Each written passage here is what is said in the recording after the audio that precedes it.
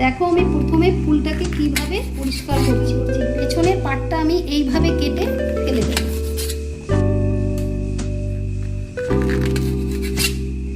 আমার পেছনের পাটটা কাটা হয়ে গেল, এরপর এটা কেটে ফেলে দিলাম, এইভাবে পরিষ্কার করে নিলাম। আমি এখন একটা ব্যাটার তৈরি করব।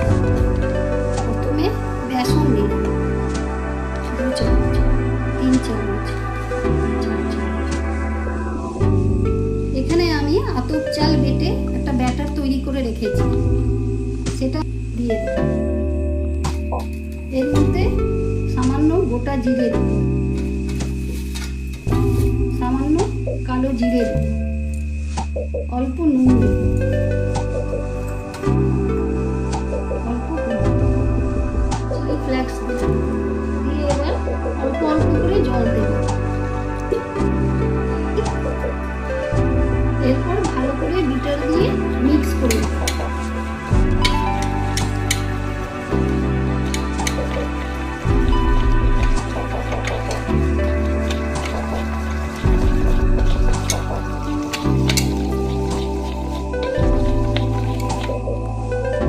আমি গ্যাসে কড়াই চাপিয়ে দিয়েছি, কড়াই আমার গরম হয়ে গেছে। তেল দিই।